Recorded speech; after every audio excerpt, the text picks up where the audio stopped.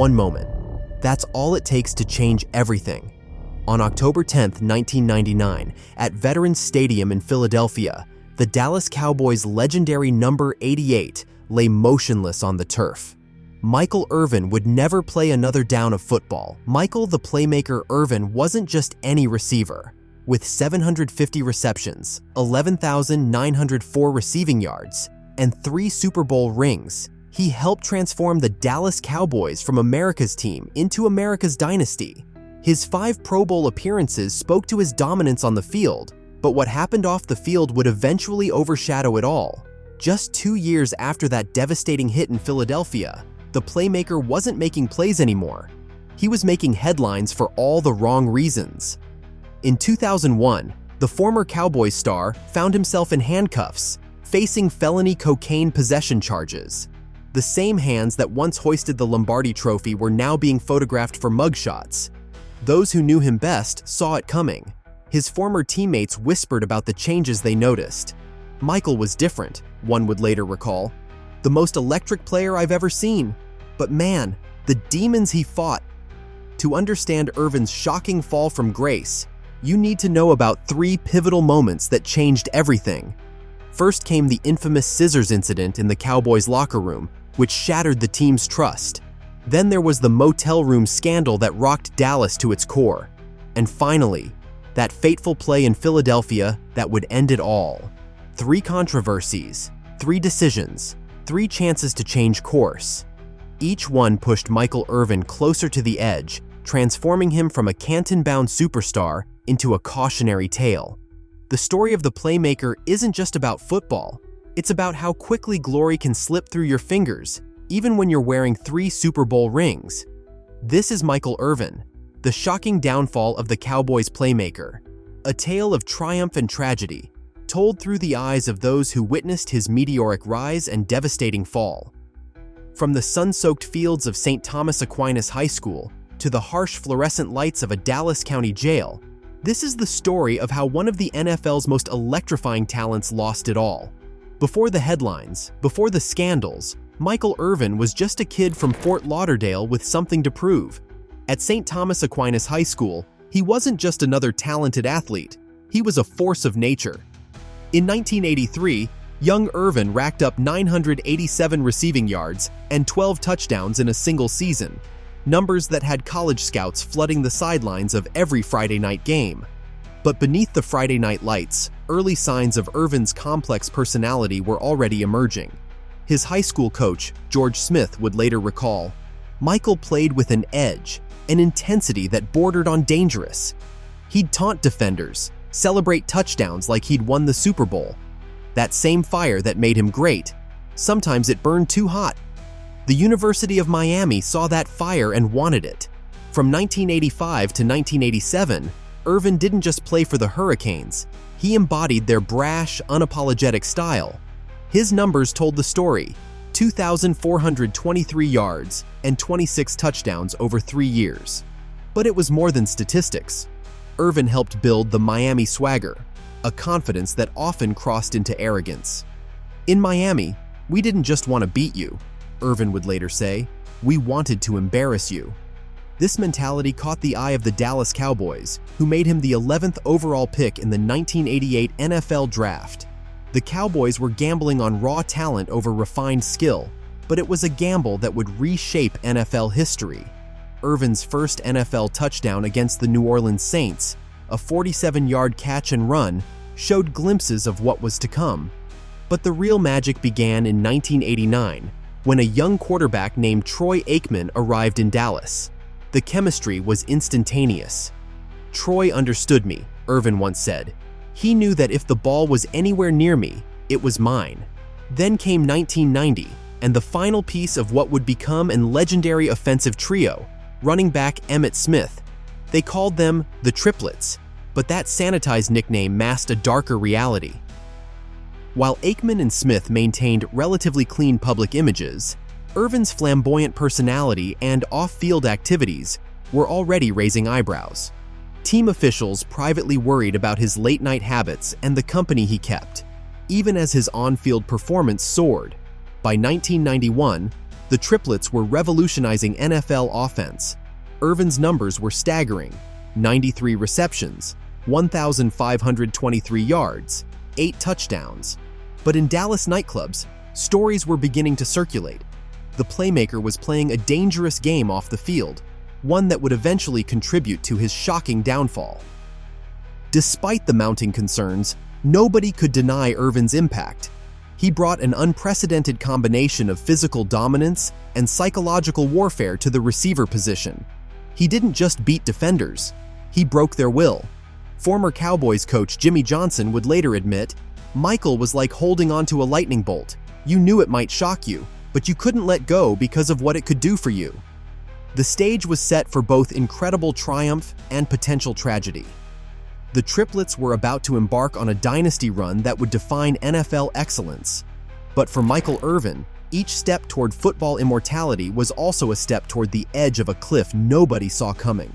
The same traits that made him unstoppable on the field, the intensity, the fearlessness, the larger-than-life personality, were laying the groundwork for a fall that would shock the football world.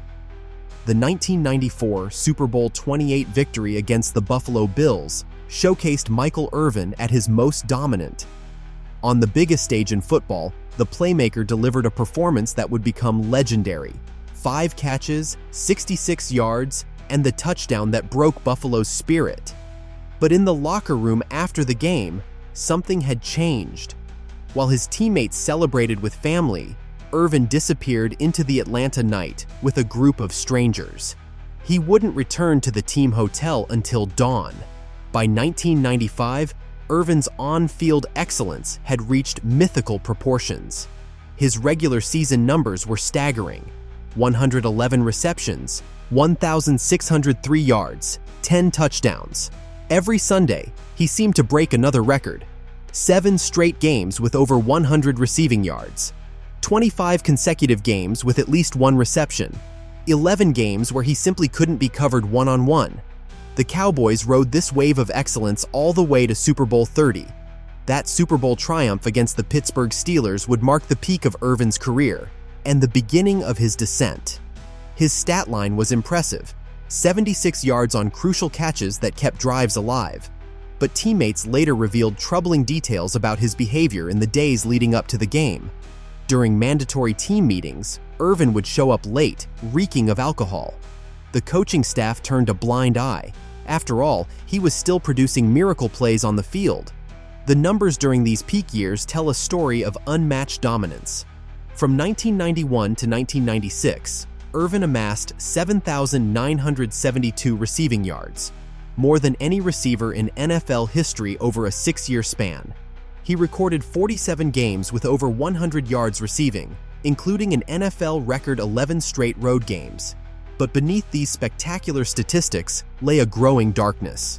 Team sources would later confirm that during this period, Irvin's lifestyle became increasingly chaotic. While setting NFL records, he was also setting records for team fines, missing meetings, breaking curfew, violating team rules. The Cowboys front office had created a special Irvin protocol for handling his indiscretions. As one anonymous team official noted, "We weren't just enabling him, we were feeding his sense of invincibility." The signs were everywhere for those willing to see them. During a pivotal late-season game in 1995, Irvin exploded at a referee, earning not just an ejection, but also a fine that revealed traces of deeper issues. His post-touchdown celebrations became more elaborate, more confrontational. He wasn't just beating defenders anymore, he was humiliating them. The line between confidence and recklessness was blurring. Yet the Cowboys brass remained willfully blind. How could they not? Irvin's production was unprecedented. He had become the first receiver in NFL history to record 5 consecutive seasons with over 1,000 yards and at least 70 receptions. He was the heart of a dynasty, the emotional fuel that powered America's team.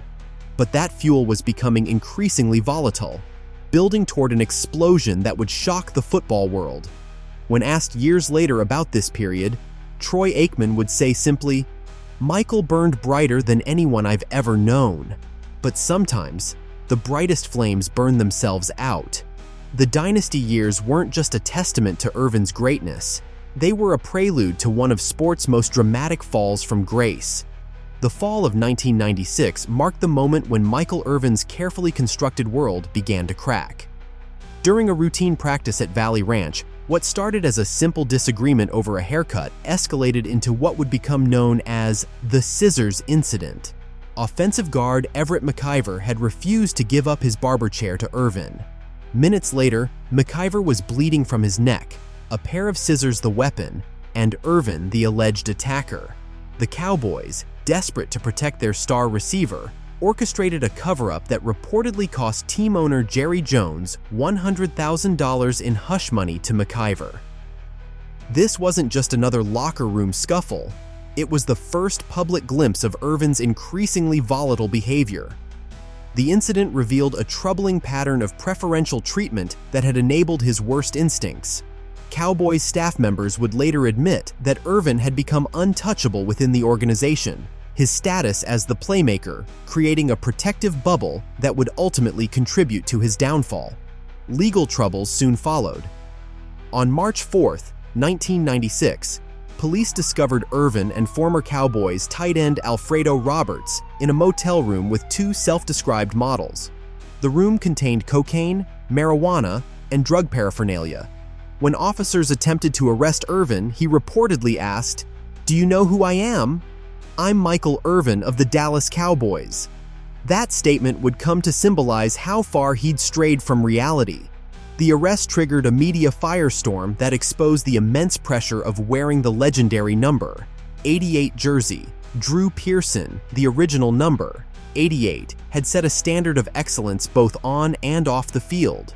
Irvin's actions weren't just tarnishing his own legacy, they were staining a sacred Cowboys tradition. The weight of this responsibility, combined with his mounting legal issues, began to affect his on-field performance. His reception numbers dropped from 111 in 1995 to just 64 in 1996. During his court appearance, Irvin arrived wearing a full-length mink coat and dark sunglasses, a stark illustration of how disconnected he'd become from the gravity of his situation. The judge sentenced him to 4 years of probation, ordered him to pay a $10,000 fine, and mandated 800 hours of community service. But instead of serving as a wake-up call, the light sentence only reinforced Irvin's sense of invulnerability. Team sources later revealed that during this period, Irvin's behavior in team meetings became increasingly erratic. He'd challenge coaches openly, miss important film sessions, and show up late to practice without consequences. The Cowboys' leadership, having invested so much in their star receiver, found themselves trapped in a cycle of enablement that would have devastating consequences. Beyond the headlines and court appearances, Michael Irvin's world was unraveling in ways the public couldn't see.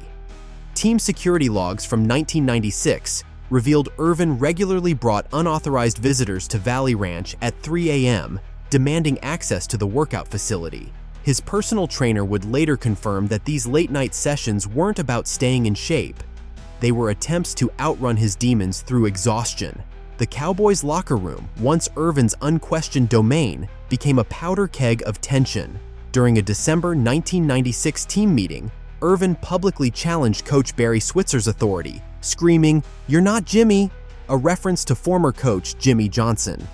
The outburst divided the team into factions. Younger players still idolized the playmaker, but veterans began distancing themselves. Troy Aikman, once Irvin's closest ally, admitted in a private team meeting, "We're losing him, and nobody knows how to pull him back." December 29, 1996, marked Irvin's first documented drug-related incident within team facilities. A cleaning crew discovered suspicious materials in his personal locker room bathroom. The Cowboys organization quietly handled the situation, but word spread through NFL circles. Former Cowboys safety James Washington would later reveal, "That was the day we knew. The Michael we knew was gone. The playmaker had become the party maker." The pressure began affecting Irvin's legendary practice intensity. During the 1997 training camp, he got into 3 separate altercations with defensive backs, but these weren't his usual competitive outbursts. Teammates described them as desperate and scared, the actions of a man losing control. Defensive coordinator Dave Campo noted in his personal logs, "Michael's playing like someone's chasing him. Maybe something is." Team physicians noticed alarming patterns in Irvin's behavior. His weekly weigh-ins showed dramatic fluctuations, sometimes dropping 7 pounds in 3 days. During games, he'd disappear into the locker room between quarters, emerging with renewed but frantic energy. The Cowboys' medical staff documented these incidents, but, under pressure from management, kept them internal. The final warning sign came during a late-season game against Washington. After a routine tackle, Irvin remained on the ground, not from injury, but from what team doctors would later describe as a panic attack. As trainers helped him off the field, he was heard mumbling, "I can't keep doing this." The incident was officially recorded as heat exhaustion, but those close to the situation knew better. The countdown to catastrophe had begun. October 10th, 1999, dawned cold and gray at Veterans Stadium in Philadelphia. Michael Irvin arrived 4 hours before kickoff, an unusual departure from his typically last-minute appearances. Equipment managers would later recall him sitting alone in full uniform, staring at his number 88 jersey in the mirror. Something felt different about that Sunday, though no one could have predicted how it would end. The fateful play came with 9:37 left in the first quarter. The Cowboys faced 3rd and 4 from their own 25-yard line. Irvin ran a slant route, a pattern he'd executed thousands of times before. Troy Aikman's pass arrived perfectly, just as it had countless times during their decade-long partnership. What happened next would change NFL history. Eagles defensive back Tim Hawk made initial contact, but it was the way Irvin's head snapped back against the unforgiving Philadelphia turf that caused the damage. The sound, described by nearby players as a watermelon hitting concrete, echoed through the stadium. For 17 excruciating minutes, the Playmaker lay motionless on the field. The usually hostile Philadelphia crowd fell into a horrified silence. The medical response revealed the severity of the moment. Dr. Andrew Dossett, the Cowboys' spinal specialist, would later describe the scene in detail. Irvin had suffered a cervical spine compression, but the immediate concern was that he showed no response in his extremities for the first 3 minutes. As team doctors worked frantically, Irvin whispered something that haunts witnesses to this day. "I can't feel the game anymore." The aftermath in the hospital revealed the full extent of the damage. Irvin had herniated his C3 and C4 discs, the same injury that had ended the careers of other NFL stars. But the medical scans showed something even more troubling. Years of accumulated trauma that had gone unnoticed or ignored. Each hit, each collision, each fearless play across the middle had left its mark. The doctors discovered that Irvin had been playing with a ticking time bomb in his neck for years. During his 3-day stay at Thomas Jefferson University Hospital, the true toll of Irvin's playing style became clear. X-rays revealed previous stress fractures that had never fully healed, spinal compression that explained the mysterious numbness he'd been hiding from team doctors, and deterioration that no amount of rehabilitation could reverse. The hospital staff noted that during his stay, not once did Irvin ask about returning to football. Perhaps he already knew. The doctor's final report painted a devastating picture. Even if Irvin recovered full mobility, another hit could result in permanent paralysis. The man who had built his legend on fearless plays across the middle now faced his greatest fear, a life without football. As one nurse recorded in her notes, Irvin spent his last night in the hospital repeatedly watching footage of his final play, pausing at the moment of impact, as if trying to understand how 27 years of football had ended in less than 2 seconds. July 12, 2000, marked the end of an era at Texas Stadium. Michael Irvin stood at the podium, his trademark gold chains replaced by a rigid neck brace, and delivered the words Dallas never wanted to hear: "My playing days are over." The press conference revealed a broken man, not just physically, but spiritually. When asked about his future plans, Irvin's response sent chills through the room. "Football wasn't just what I did, it was who I was. Now, I don't know who I am." Without football's structure, Irvin's life spiraled rapidly. On August 9, 2001, police discovered him in a North Dallas apartment with 10.3 grams of cocaine. The arrest report detailed more than just drugs. They found drug paraphernalia and an exotic dancer unconscious in the bedroom. When officers asked for identification, Irvin reportedly showed them his Pro Football Hall of Fame nomination letter. The same competitiveness that once made him great now fueled his descent. The media reaction was swift and merciless. ESPN's Chris Berman, who had celebrated Irvin's touchdowns for years, delivered a scathing commentary. The Playmaker has become the headline maker, and this time there's no end zone to dance in. The Dallas Morning News ran a devastating front-page story titled "The Fall of '88," complete with a timeline tracking Irvin's descent from Super Bowl champion to multiple drug offender. The public's response revealed Dallas's complicated relationship with its fallen star. Outside the courthouse, fans held dueling demonstrations. One group burned his jersey, while another prayed for his recovery. Cowboys season ticket holders started a petition to remove his name from the Ring of Honor. It gathered 12,000 signatures in 3 days. Even Troy Aikman's public defense of his former teammate backfired when Irvin failed to appear at a scheduled intervention his friends had organized. Jerry Jones finally broke his silence in a September 2001 press conference that shocked Cowboys Nation.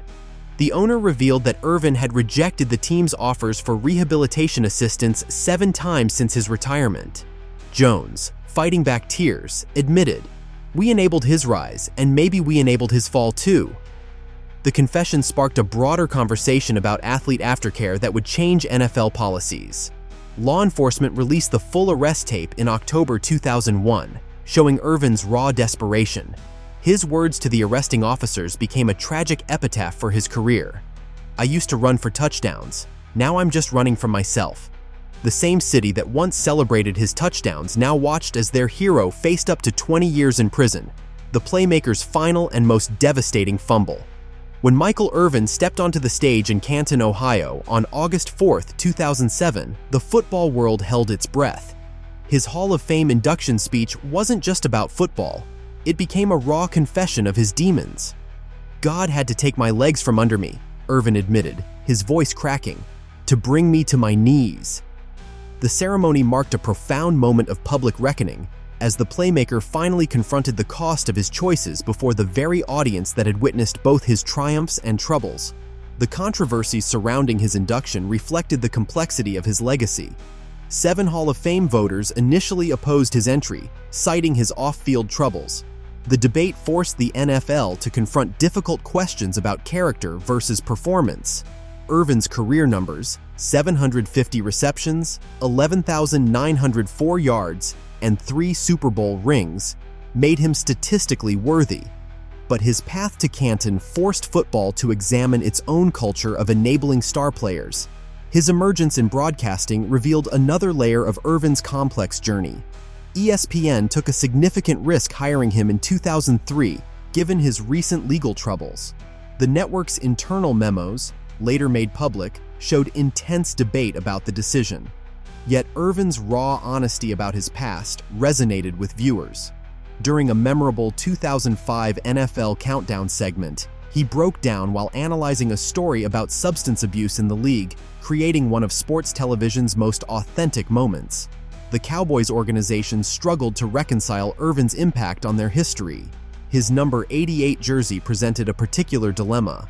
When Dez Bryant requested the number in 2010, it sparked intense internal debate. Jerry Jones ultimately approved, but with an unprecedented stipulation.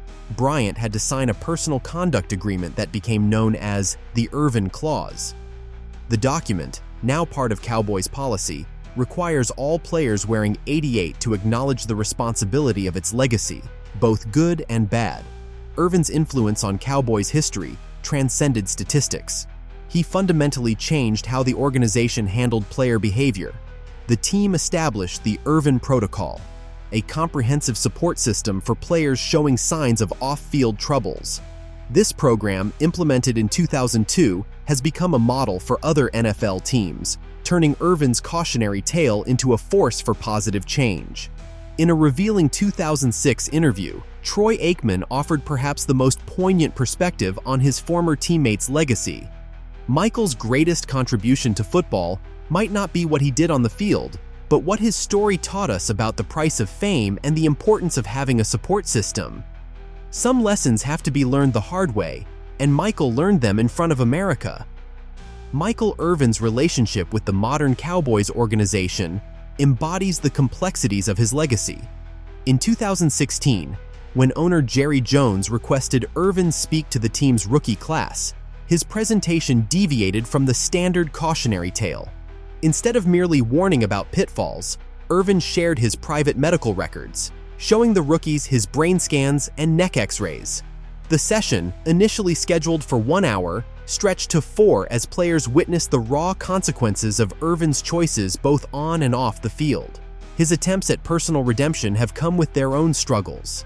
In 2017, Irvin established the Playmaker Foundation, dedicated to mentoring young athletes about the dangers of substance abuse. Yet his credibility faced constant challenges. When speaking at NFL rookie symposiums, Irvin often encounters skepticism until he reveals a deeply personal detail. He carries his old drug test results in his wallet. "This is my reality check," he tells them, "because sometimes even I need reminding of how far I fell." The NFL's modern landscape bears distinct imprints of Irvin's story. His influence can be seen in the league's expanded personal conduct policy, implemented in 2007. The Irvin Provision, as it's informally known, requires teams to provide comprehensive support services for players showing signs of substance abuse, rather than merely punishing them. The Cowboys' current star receiver, CeeDee Lamb, revealed in 2022 that before receiving the number 88, he had to study Irvin's career, including his downfall, as part of the team's heritage education program. Within NFL circles, Irvin's legacy has evolved into a powerful teaching tool. Teams now use his game films paired with personal documentation to show young players the complete picture of athletic greatness and human vulnerability. The league's current substance abuse program includes a segment called The Playmaker's Warning, featuring unedited footage from Irvin's darkest moments alongside his greatest achievements. His ongoing work as an NFL Network analyst provides regular reminders of both his expertise and his demons. During a 2021 broadcast, Irvin broke down in tears while discussing a young player's substance abuse issues, demonstrating that his own wounds remain fresh. This raw authenticity has made him an unexpected voice of conscience in NFL media, transforming the Playmaker into something he never imagined, a guardian of the game's soul. Troy Aikman's recent assessment captures the enduring impact of Irvin's journey. Michael's story isn't just about football anymore. It's about how greatness and tragedy can live in the same person, and how sometimes your greatest contribution comes from your deepest falls. In the end, the Playmaker's most lasting play may be the one he never intended to make, showing future generations of players that the path to redemption, while never complete, begins with confronting your own truth. Today, Michael Irvin lives in a world between triumph and tragedy. His Dallas mansion's trophy room tells only half the story. 3 Super Bowl rings, 5 Pro Bowl jerseys, and a Hall of Fame bust sharing space with court documents and medical records. Each morning, he still performs the same neck exercises prescribed after that fateful day in Philadelphia, a constant reminder of how quickly glory can vanish. The numbers remain staggering: 750 receptions, 11,904 yards, 65 touchdowns. But it's the other statistics that haunt his legacy: 4 arrests, 7 failed drug tests, countless second chances. In the Cowboys' record books, his name sits atop numerous categories. Yet in team meetings, his story serves a different purpose. When rookie receivers arrive in Dallas, they're shown 2 films: Irvin's greatest catches and his last play in Philadelphia. The message is clear: greatness and destruction often walk hand in hand. His impact on the modern NFL extends far beyond statistics. The league's current substance abuse policy bears his fingerprints, with mandatory support systems he never had. Every time a player enters the league's treatment program, they watch a video featuring Irvin's unvarnished testimony. His fall from grace helped build the safety nets that catch today's troubled stars. From a modern perspective, Irvin's career reads like a Greek tragedy. The same intensity that made him unstoppable on the field proved devastating off it. Former Cowboys coach Jimmy Johnson recently reflected, "Michael played and lived like there was no tomorrow. Unfortunately, tomorrow always comes." The NFL Network, where Irvin now works, keeps a counselor on standby during his broadcasts about player misconduct. His emotional reactions still raw, still real.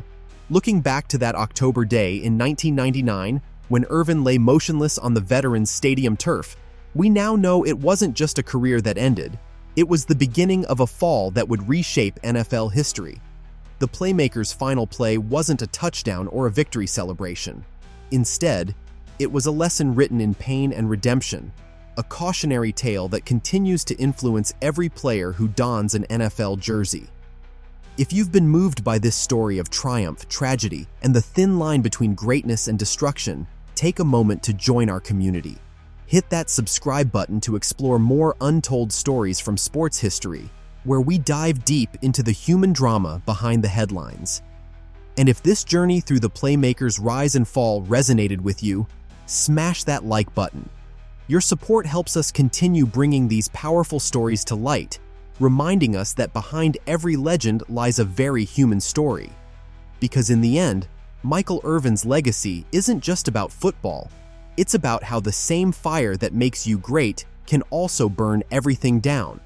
As Irvin himself said in his last public speaking engagement, "They called me the Playmaker, but my biggest play was learning how to live after the plays stopped." That lesson continues to echo through the corridors of the NFL, a testament to both the height of his rise and the depth of his fall.